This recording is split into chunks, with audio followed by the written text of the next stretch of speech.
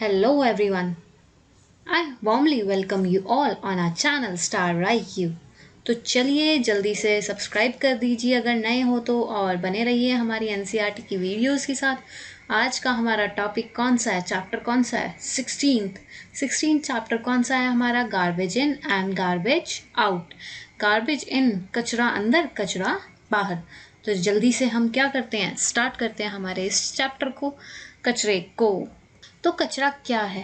कचरा हम लोग क्या है, we throw out so much rubbish और garbage every day from our home, school, shops and offices. हम हर रोज़ क्या कर रहे हैं, हमारे घर से, स्कूल से, दुकानों से, ऑफिसेज में से कचरे को बाहर फेंकते हैं ना। तो गार्बेज है क्या? Garbage is defined as the items और materials that needed to be discarded because they no longer serve any purpose for us और are of no use to us. जो हमारे, अब हम उसे यूज़ नहीं कर सकते, are of no use to us, अब वो हमारे लिए कोई यूज़फुल नहीं है, वो हम क्या करते हैं, बाहर फेंक देते हैं। अब हमने केला खाया तो छिलका हमारा यूज़फुल नहीं है तो हमने बाहर फेंक दिया। आम खाया, आम के छिलके हमारे लिए यूज़फुल नहीं थे तो हमने बाहर फेंक दिए। या फिर हमारा पेन ख़त्म हो गया तो हमने बाहर फेंक दिए। न्यूज़पेपर हमारे पढ़ लिया है तो हमने बाहर फेंक दिया। तो ये क्या है, कचरा हमने क्या है, निकाल दिया। तो ऐसे ही हमारा क्या है, जो भी हम जैसे रैपिंग मटेरियल है, एल्युमिनियम फॉइल है, या फिर कोई और कचरा है, टिन के बैग्स है, प्लास्टिक बैग्स हैं, तो ये सारे भी हमने क्या किए, बाहर फेंक दिए। और यही चीज़ जो एक्सपेल करते हैं हम लोग, बाहर फेंकना, यह हमारी ज़रूरत की चीज़ नहीं है, वो हमारा क्या कहलाता है, गार्बेज। ओके, गार्बेज में कोई डाउट इस डेफिनेशन में नहीं? तो चलिए आगे चलते हैं। हमारी नेक्स्ट है slide, tons of garbage and is generated by us on a daily basis. Daily basis पे आपके घर में से कितना कचरा जमा होता है, कितना कचरा जमा होता है और आप उसे कितने को निकालते हो, कभी नोटिस किया है? तो ऐसे ही लाखों टन, मतलब लाखों किलोग्राम्स में, ठीक है, कचरा जनरेट होता है और हम उसे बाहर फेंकते हैं। Garbage is often associated with a pungent smell. जो गार्बेज है, कचरे में से हमेशा क्या तीखी से स्मेल आती है ना, सड़ी हुई, और वो कुछ फ्यूम्स भी उड़ती हुई दिखती हैं जो हमारे लिए हेल्दी नहीं होती। तो हम उसे क्या करते हैं, हम घर से बाहर उसे फेंक देते हैं और वो क्या, डस्टबिन्स को फिर दूर लेके जाया जाता है, इसी सराउंडिंग, मतलब हमारी सराउंडिंग से बहुत दूर ले जाया जाता है। ठीक है, कहाँ से कचरा अराइज होता है, उसके 4 मेन सोर्सेज हैं, मतलब कचरे को जनरेट करने वाले या वेस्ट को जनरेट करने वाले ऐसे 4 जगह से जनरेट होता है। इसे 4 में कैटेगराइज कर लिया। कौन सी? Domestic, domestic in the sense घरेलू, जो भी घरेलू कचरा है, या फिर हमारी ऑफिसेज में से, स्कूल्स में से, या हमारे जो भी कपड़े हैं, या प्लास्टिक आइटम्स हैं, या फूड रिमेन्स हैं, जैसे इसके सब्जी के छिलक हो गए, ठीक है, फ्रूट्स के हो गए, ये सारे क्या हैं, ये डोमेस्टिक वेस्ट के अंदर आते हैं। भाई इंडस्ट्रियल वेस्ट, अगला कौन सा पॉइंट है 4 मेन सोर्सेज में? Industrial waste. These constitute the kind of waste generated by power plants, chemical plants, cement factories, food processing industries. जो भी इंडस्ट्री से कचरा निकलने वाला, केमिकल्स की या सीमेंट में से हमारे कट्टे निकलते हैं, या जो भी अनयूज चीज़ हमारी क्या है, इंडस्ट्री से निकले, वो इंडस्ट्रियल वेस्ट कहलाता है। वही हमारी एग्रीकल्चरल में क्या होते हैं, हमारे पेस्टिसाइड के डब्बे, जो हमारे ये सप्रा डालते हैं उनके डब्बे भी होते हैं, मेडिसिन्स होती हैं, या फिर हमारी ये एक्सपायर्ड मेडिसिन्स होती हैं, और हस्क होते हैं, ठीक है, तूड़ी, वो सारे क्या है, एग्रीकल्चरल वेस्ट में आते हैं। फर्टिलाइजर्स के डब्बे होते हैं, ठीक है। अब नेक्स्ट हमारा क्या है, कमर्शियल सोर्स। कमर्शियल सोर्स में क्या आ जाता है, प्लास्टिक की कटलरी, जो हम लोग डिस्पोजेबल ग्लासेस यूज़ करते हैं, या फूड आइटम्स हैं, जो पैकेट्स हैं हमारे फूड के, या फिर हमारी इन मीलों में, टेक्सटाइल्स में से जो कचरा निकलता है, वो सारा क्या है, वो हमारा कमर्शियल वेस्ट है। तो हमने वेस्ट को या गार्बेज को 4 कैटेगराइज में डिफ्रेंशिएट किया है। ठीक है, कहाँ कहाँ से निकलता है कचरा, डोमेस्टिक, इंडस्ट्रियल, एग्रीकल्चरल और कमर्शियल में से। ठीक है, खेती बाड़ी में से, इंडस्ट्रीज में से और डोमेस्टिक में से। अब ये कचरा निकला तो इसे हम डील कैसे करें? अब इतना सारा कचरा हो गया है तो हम इसे कैसे, कहाँ फिल करें या कहाँ फेंकें? तो हमने देखा होगा कि सफाई कर्मचारी आते हैं, क्या करते हैं, वो गार्बेज को ट्रकों में भरते हैं और कहाँ लेके जाते हैं, जहाँ लो लाइंग ओपन एरिया हो, मतलब हमारी धरती से निचला हो। अब कहीं देखा होगा प्लाटों में घेरे रखते हैं हम कचरा, गिराए रखते हैं, वो क्या है, प्लॉट्स जो हैं वो क्या है, हमारे रोड से नीचे हैं, तो हम वहाँ डाल देते हैं कि धीरे धीरे सड़ जाएगा या धीरे धीरे कोई उठा ले जाएगा या धीरे धीरे मतलब ख़त्म हो जाएगा। ठीक है, इस चीज़ को हम क्या कहते हैं, लैंडफिल। ठीक है, इसे हम क्या कहेंगे, लैंडफिल। इस कचरे के ढेर को हम एक साथ लेके जाते हैं और ऊपर से मिट्टी से कवर कर देते हैं कई बार। ठीक है, मिट्टी से कवर करके 20 साल तक इस पर कोई वो हमारी क्या है, कोई भी चीज़ इस पर नहीं बनाई जाती, बिल्डिंग्स वगैरह कुछ नहीं, इसे पार्क की तरह हम बना सकते हैं। ठीक है, तो अगर एक बात सोचना, अगर सफाई कर्मचारी ना आए हमारे कचरा लेने के लिए तो क्या हो। ठीक है, दिमाग में एक बार सोचना ज़रूर। हम लोग बाहर डाल देते हैं, वो रोड भी तो अपना ही है, वो रोड्स भी, स्कूल्स में हम बिना डस्टबिन के कहीं ऐसे ही फेंक देते हैं, वो स्कूल भी हमारा ही है। अगर सफाई कर्मचारी ना आए तो क्या हो, ये सोचना ज़रूर। ठीक है, not all garbage can be classified as useless, as there very well are products which can be reused or recycled. ऐसे कई मतलब सारे गार्बेज को हम यूँ नहीं कह सकते कि यूजलेस हैं। ठीक है, कई बार वो चीज़ें क्या रीयूज भी हो सकती हैं और रिसाइकल्ड भी हो सकती हैं। जब गार्बेज को म्यूनसिपैलिटी लो लाइंग एरिया मतलब लैंडफिल में लेके जा रही होती है तो वो क्या करते हैं, 2 कैटेगरीज में उसे डिवाइड कर देते हैं। 2 कैटेगरीज में कौन से, useful component and non useful components. Useful मतलब जो रीयूज हो सके, ठीक है, जो नॉन टॉक्सिक है मतलब जहरीले भी नहीं है। वहीं नॉन यूजफुल कंपोनेंट जो गार्बेज हमारा ना यूज हो सके। ठीक है, आई बात समझ में, उसे क्या सेपरेट कर लिया जाता है और उसे लैंडफिल में जो हमारा लैंड है उस पर क्या है स्प्रेड कर दिया जाता है और ऊपर से क्या मिट्टी हमारी ढक दी जाती है। ठीक है, 20 सालों तक 15 सालों तक उसे छोड़ दिया जाता है ताकि वो क्या है सेटल डाउन हो जाए, उसमें से कुछ सड़ना होगा तो सड़ जाएगा। ठीक है, तो अब आता है टाइप्स ऑफ वेस्ट। 2 टाइप्स के वेस्ट, 2 टाइप्स के हमारे गार्बेजेस या कचरा हमारा 2 टाइप्स में बटा है। एक हमारा क्या है बायोडिग्रेडेबल, दूसरा है हमारा नॉन बायोडिग्रेडेबल। तो बायोडिग्रेडेबल, ये हिंदी में भी यही वर्ड्स हैं। बायोडिग्रेडेबल है, बायो से हमें क्या समझ में आ रहा है कि लिविंग बीइंग से। ठीक है, लिविंग थिंग्स लगा लो, प्लांट्स हमारे लिविंग थिंग्स है, तो ऐसी चीज़ें जो जल्दी क्या है डिग्रेड हो जाए, सड़ जाए। वहीं नॉन बायोडिग्रेडेबल है जो जल्दी ना सड़े। ठीक है, ये 2 टाइप के हमारे वेस्ट हैं। अब इन्हें अच्छे से एक्सप्लेन करते हैं। Biodegradable waste are items such as egg shells, जैसे हमारे अंडों के छिलके हैं, वेजिटेबल्स हैं या फ्रूट्स की स्किन है। ठीक है, फल फ्रूट के छिलके और हमारी चाय पत्ती है या फिर खाना बच जाता है, ये सारे क्या हैं बायोडिग्रेडेबल हैं जो इजीली मिक्स हो सकें किसके, मिट्टी से। ठीक है, और उस पर क्या है माइक्रो ऑर्गेनिजम्स रिएक्ट कर सकें roots over time by the action of certain microorganisms. This is usually not accompanied by the pungent smell. Now the mixture of soil and rotten organic materials can be used as manure.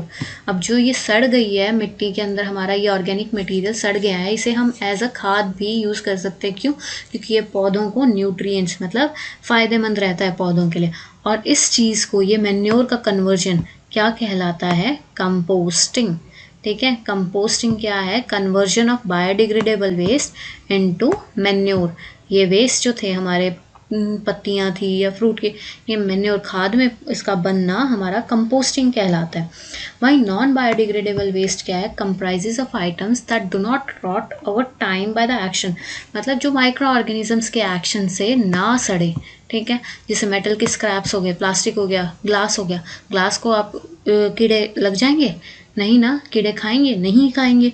तो ये क्या है, हमारे non biodegradable waste हैं। अब biodegradable और non biodegradable waste को हम 2 डस्टबिन्स में बांटते हैं। कभी देखा है जो कचरा सफाई कर्मचारी आते हैं कचरा लेने वाले, वो 2 हमारे पार्ट्स में होता है। तो एक नॉन बायोडिग्रेडेबल, एक बायोडिग्रेडेबल।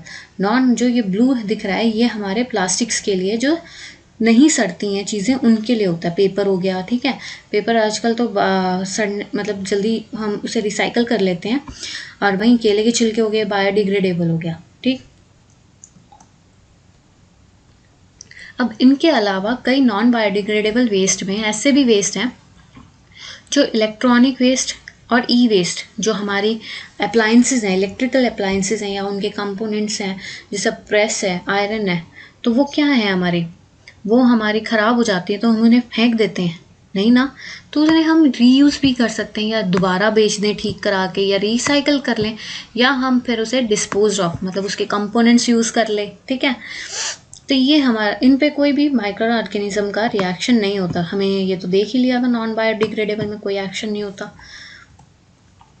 अब है कंपोस्टिंग। कंपोस्टिंग की डेफिनेशन हम ऑलरेडी देख चुके थे, फिर से देख सकते हैं। Converting plant and animal waste including that from kitchen into manure. Manure में हमारा कन्वर्जन, ठीक है, ये कंपोस्टिंग कहलाता है। Composting recycles organic household waste and manures into an extremely useful humus like soil end product called compost. वो जो हमारा प्रोडक्ट बनता है वो हमारा क्या कहलाता है? कंपोस्ट, ठीक है। अब ये माइक्रो ऑर्गेनिजम्स देखो, माइक्रो ऑर्गेनिजम्स कौन कौन से? अर्थवॉर्म, इंसेक्ट्स, ठीक है।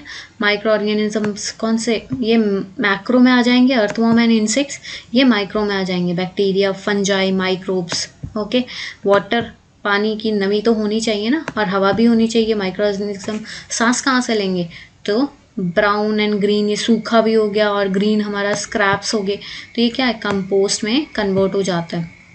एक एक पॉइंट इसलिए कराती हूँ कि हर एक बच्चे को समझ में आए। किसी बस साइंस नहीं समझ में आती, कई बार मेरे ऐसे स्टूडेंट्स हैं जिन्हें साइंस बिल्कुल भी नहीं आती, तो उनके लिए भी है कि जल्दी मतलब ग्रैस्प करो, ये छोटे छोटे पॉइंट्स हैं। अब इसने क्या कहा है? What is a red worm, how does it help in vermi composting. अब वर्मी कंपोस्टिंग क्या है? अभी तक तो हमने कंपोस्टिंग पढ़ी थी। कंपोस्टिंग में क्या था? कोई भी माइक्रो ऑर्गेनिज्म हो। वर्मी कंपोस्टिंग में है हमारे रेड वॉर्म्स, सिर्फ हमारे रेड वॉर्म्स होंगे, ठीक है। रेड वॉर्म्स को हिंदी में हम लाल कृति कहते हैं, बट हम रेड वॉर्म्स ही लिखा आता है मेनली एग्जाम्स में भी। तो रेड वॉर्म्स क्या है? उनके टीथ नहीं होते, दांत नहीं होते, ठीक है।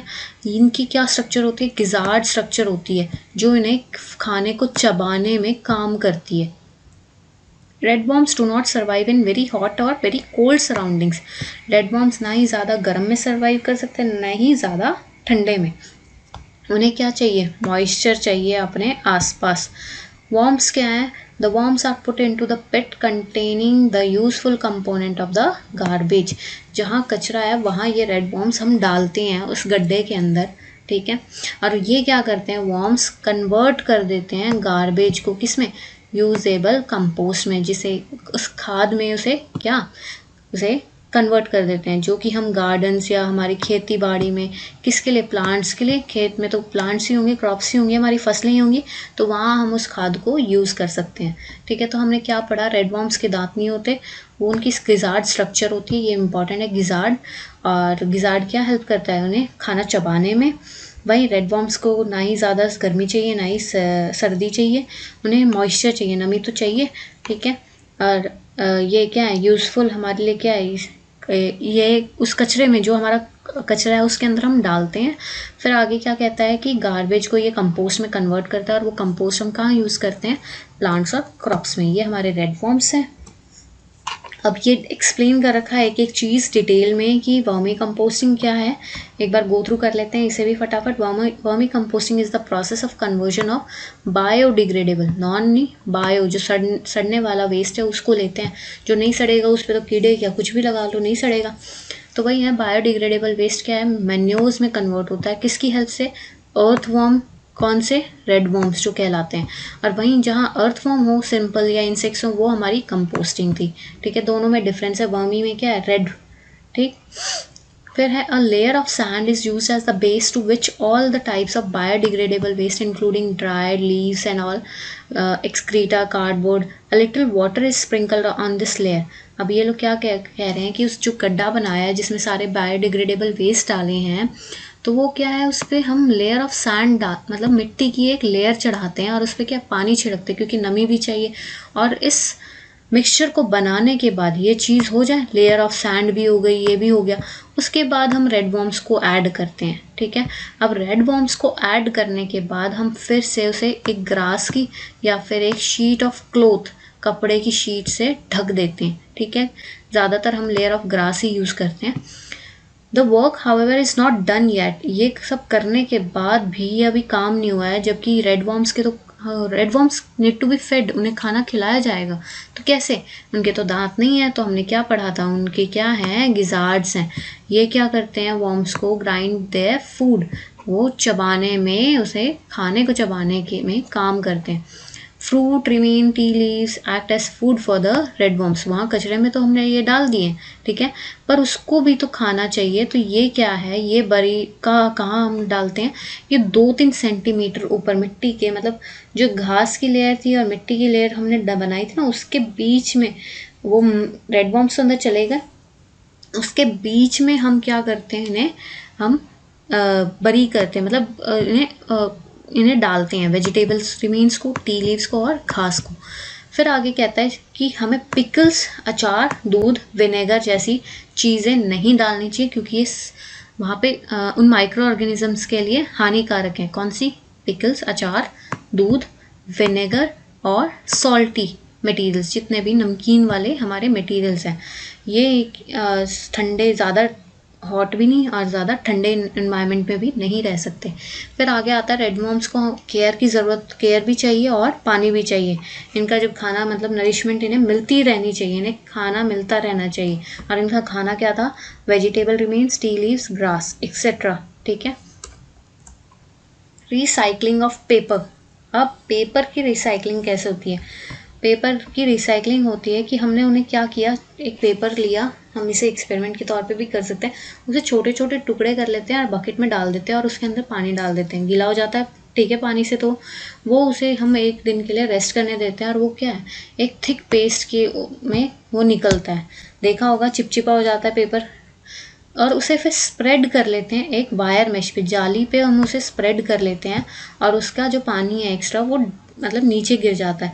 अब ये जो थिक पेस्ट बना है ना, इसमें हम लोग क्या है, इसके अंदर हम वो गम भी डालते हैं। Gum in the sense Fevicol, ये रोने धोने वाला गम नहीं, फेविकॉल वाला।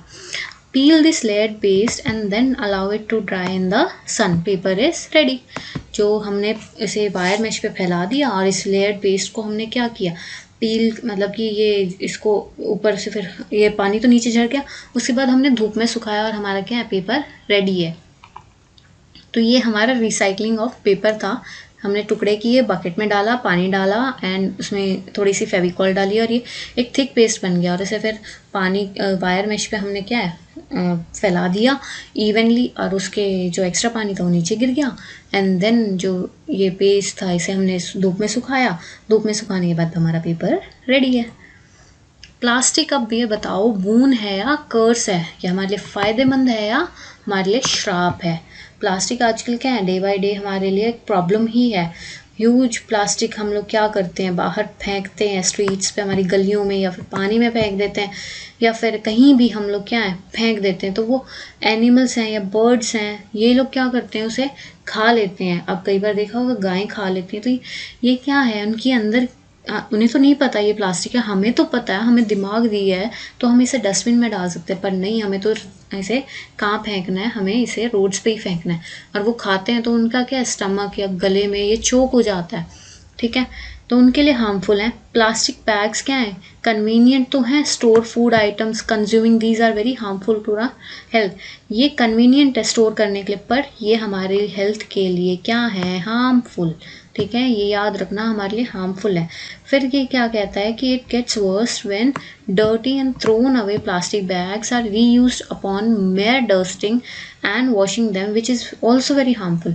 अब कई बार हमारे डर्टी या हमारे फेंके हुए प्लास्टिक बैग हम दोबारा से रीयूज़ करते हैं, उन्हें साफ़ करके या वॉश करके, तो वो भी हमारे लिए क्या हार्मफुल है।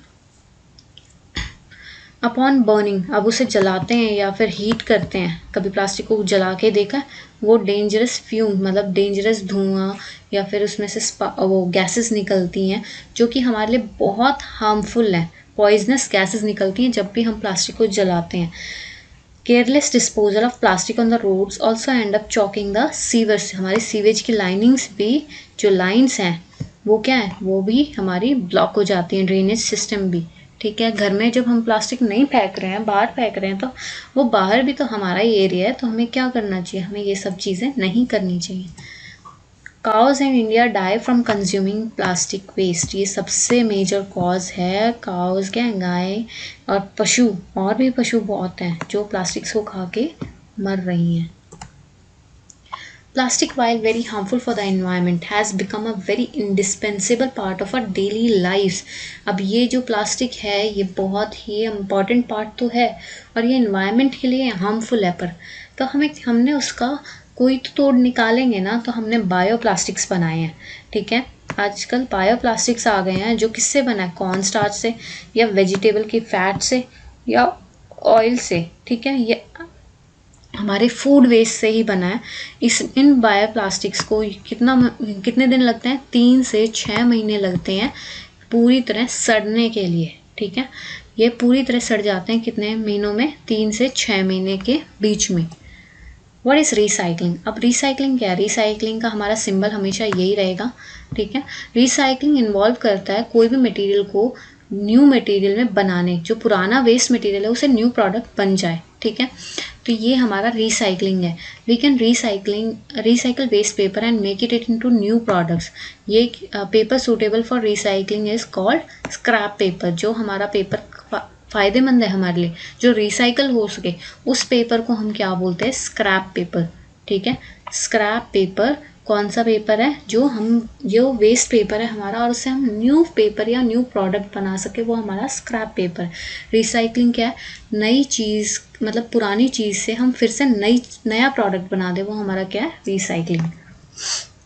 अब आपने 3 R's तो देखा होगा। 3 R's हमारे क्या होता है, रिड्यूस, रीयूज़ एंड रिसाइकल। कि उसे कम कर दो किसी भी चीज़ को, अगर वो ज़्यादा हम यूज़ करें तो कम कर दो। फ़ैन ऑन करके छोड़ जाते हैं तो क्या है, हमारा इलेक्ट्रिसिटी की वेस्टेज है। तो ऐसे ही हम उसे बंद कर देंगे तो हमारा कम हो जाएगा। प्लास्टिक बैग्स का हम यूज़ कम कर देंगे तो हमारे क्या है, बाहर हम फेंकेंगे भी नहीं। हम कॉटन बैग्स को, घर के बैग्स को यूज़ करें। रीयूज़, हमारे कपड़े हैं, हम उन कपड़ों से हम कोई और चीज़ भी बना सकते हैं या हम दान भी दे सकते हैं, चैरिटी भी कर सकते हैं। ठीक है, बहुत सी चीज़ें हैं जो हमें मिल रही है वो किसी और को नहीं मिल रही। तो क्या है, ये रीयूज़ ही है। रिसाइकल बॉटल्स हैं हमारी, ये हमारी दोबारा से बन सकती हैं प्लास्टिक। ठीक है, मेल्ट होके, माउल्ड होके, इनकी प्रॉपर हमारी क्या फैक्ट्रीज़ भी हैं। पेपर भी हमारा रीयूज़ हो जाता है और उस जो पेपर हमारा रीयूज़ हो जाए उसे हम स्क्रैप पेपर कहते हैं। After learning so much, it should be everyone's top priority to do their bit in saving the environment. हमारी पहली प्रायोरिटी क्या होनी चाहिए, इन्वायरमेंट को बचाना। अभी इन्वायरमेंट को नहीं बचा सके तो हमारी क्या हुआ, हमारा ये डिजीज़ फैल गई। ठीक है, डिजीज़ का फैलना, ग्लोबल वार्मिंग बढ़ना, ये हमारी वजह से तो है। ठीक है, 3 R's हमने पढ़ ही लिया, रिड्यूस, रीयूज़ एंड रिसाइकल। अब इसने क्या कहा है कि हम कैसे कम कर सकते हैं, carrying jute and cloth bags, properly dispose करना प्लास्टिक को और पॉलीथीन बैग्स को, not using plastic products, bag to store eatables, never burning plastic, dry ना ही कभी प्लास्टिक या सूखी पत्तियों को हमें जलाना चाहिए, उन्हें डिस्पोज करना चाहिए, मतलब हमें उस कचरे को ढंग की जगह पे फेंकना चाहिए। ठीक है, प्लास्टिक प्रोडक्ट्स को हमें यूज़ नहीं करना चाहिए और इसमें स्टोर भी नहीं करना चाहिए हमारे खाने की चीज़ें प्लास्टिक्स में। ठीक है, using registers and notebooks made for of कौन से पेपर से, रिसाइकल्ड। आजकल रिसाइकलिंग वाले पेपर्स आ गए हैं, उसके पीछे ग्रीन जो मैंने सिंबल दिखाया था ना, वो ग्रीन सिंबल हमारा रिसाइकल्ड पेपर का है। ठीक है, जो नोटबुक्स के पीछे भी रहता है। Avoid putting waste materials in polythene bags, जो हम कचरा डालते हैं वो पॉलीथीन बैग्स के बजाय, और इसे हमें स्ट्रीट पे भी नहीं फेंकना चाहिए। पॉलीथीन बैग्स में डाल के हम ऐसे ही फेंक देते हैं। ठीक है, हमें ऐसी रिसाइकलिंग पेपर वाली है जैसी हम चीज़ें हैं या वर्मी कंपोस्टिंग है, ये हमें यूज़ करनी चाहिए, जो हमारी क्रॉप्स के लिए और प्लांट्स के लिए भी beneficial. So that's all in this chapter. हमने वर्मी कंपोस्टिंग देख लिया और कंपोस्टिंग देख लिया, रिसाइकलिंग देख ली।